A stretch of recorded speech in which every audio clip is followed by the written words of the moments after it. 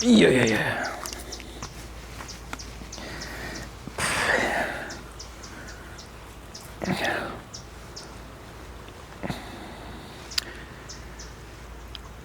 Hey there. Hope you guys are doing well. It is hot here. And we're going to talk about how life, no matter what, is hard. And that's a good thing. And so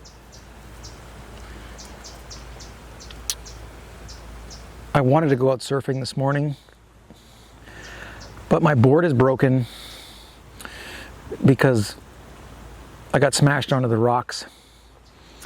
And then the guy fixing it gave me another board. It was too wide, and I pulled all the muscles in my shoulder, and so I can't really use that board.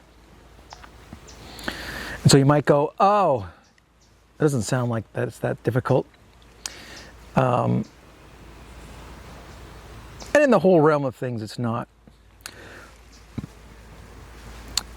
But what I like about surfing, or anything that I push myself to do in life, is that there's always going to be struggles. And you know, if there isn't struggle, then you need to be very aware of why there isn't, and that you should move yourself into things that challenge you, that are a struggle, because that's where you're going to get the most amount of growth. And if you're not growing, or if you're finding it super comfortable, then either you're going to, and I don't want to say fall behind, but it just kind of can make you a little bit sloppy, and you'll start to lose your edge, and it's probably not helpful for you in the long term, because the challenge is what makes life fulfilling. The real challenge, the uncomfortable stuff, and all of the challenges in all various aspects of your life are going to keep you on your toes, make you a better person. You name the phrase that has been used, and that's the reason these phrases are all out there, is that that's the essential value and work and struggle that gives you a deeper sense of meaning and achievement and fulfillment in life. And by avoiding that, and by taking the convenient route, and by being comfortable in my life, I've just found that it hasn't helped me in the long run, and that has made me weak in those categories, and then I have to make up for that. And surfing is a great example of that, because for me, at the ripe age of 54, and just learning, I'm a year and a half into surfing, it is a extremely difficult, and depending where you are, dangerous sport to engage in, especially when you don't recover as quickly as you typically do. So, and I'll give you a sense for you people who are looking at Baja in this area and are like, oh my God, it sounds like a surfing paradise. Someone said to me, after I got pulled out in a rip into the ocean and had to paddle my way, I had to lie on my back and gauge my breathing, and it took me 45 minutes to swim back into shore in Cerritos, because that was the first time there, and I didn't realize there was a rip current that would pull me out to sea. And then eventually I started boogie boarding and swimming in the ocean, getting used to the currents, and then I started to learn how to surf. And one of the guys early on said to me, if you can surf here, then you can surf anywhere in the world, because this is one of the most difficult places to surf that he had found anywhere in the world. And I can see what he's talking about now. And we're in the summer season, which is the not so good season on the Pacific coast, and it makes it difficult to catch waves. And the places that we have to go to catch waves have a lot of rocks. And so I'm lucky that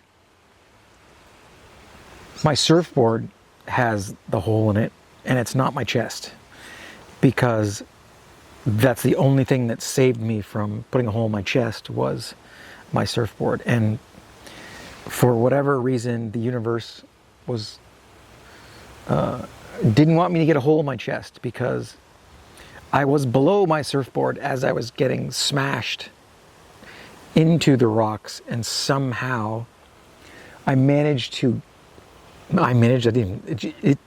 roll underneath me as it was smashing me, puncture the board, lay me up into the beach on the rocks, and I survived unscathed, and it was fine. And so, but there's a reason this happened to me. And the reason was I was not properly paying attention. I wasn't awake enough at the time. It was early morning. And I was thinking that it would be easier to catch a wave than, or not thinking about it. And that's when I got almost impaled on rocks. And so I was lucky. But after thinking about it, what I realized is that I was not adequately prepared to get into the water and to deal with everything that is involved with going into the ocean and surfing in this particular spot. And so I almost paid really badly for that.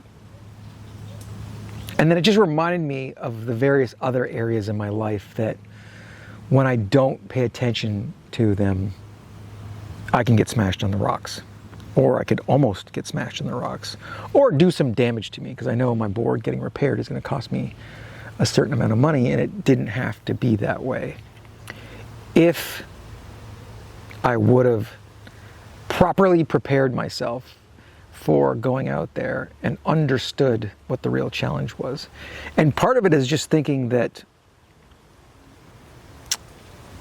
I was ready for it and then I could just easily get into it, and not realizing that,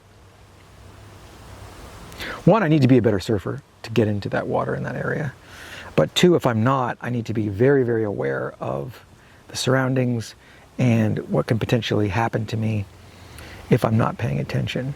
So, but that stuff isn't fun. You know, the picture I have in my mind is, oh, I just grab my surfboard or run into the water and I catch waves and it's amazing and it's awesome.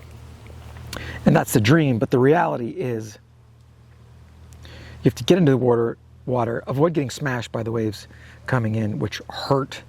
Avoid wasting all my energy trying to get out there. Make sure that I can sense when the best time is to go in the water, and then be out there amongst other surfers who are far better than me. Try not to get run over by them or hit them, and also pick a wave that's going to work for me and not get sloppy and not get lazy, and that's going to give me a good ride that feels amazing when I get it. But that's a lot of work. And so I am someone who tries to almost naturally constantly cut corners, and it just doesn't work out for me in the long run in a lot of areas. And so I teach myself in certain areas not to do that, and it's a big learning exercise, because I am used to a society where it's like, think about the dream and see how you can get there as fast as you can to make that dream a reality, and skip all the stuff in between. And of course, over the years, I've realized more and more that that just doesn't work. And that even getting to a place like this where, you know, from the outside, people might be like, oh my God, this is glorious. It's an amazing life. There's all these things. It's the dream. And to a certain extent it is, but there's a lot of things that I have to sacrifice in order to be here and to enjoy this. And at times that I think that's the dream and it's not the reality, and I don't prepare for the reality. I prepare for the dream, which is not preparing at all. And so getting smashed on the beach, having my board wrecked, giving these sort of like wake-up calls are really good for me, and they remind me that I haven't done the work, I haven't prepared myself, and there's potentially a big downside to the damage that could happen to my life. And so I have to recalibrate and go, okay, what do I need to pay attention to? What do I need to work on so that I can actually get, in a way, closer to the dream, but still with my feet in reality, so that I don't get smashed by the utopian concept of the dream. Because this is life, this is reality. There's a constant balance, and that constant balance is knowing that we got to do the work, we got to do the uncomfortable stuff, we got to do the stuff that we don't want to do in order to get the stuff that we want to do.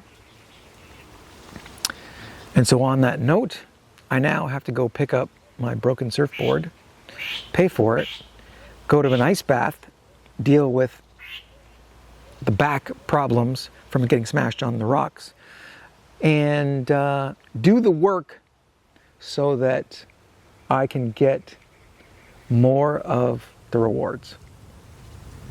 Hope that helps. Thanks for listening. Talk to you later.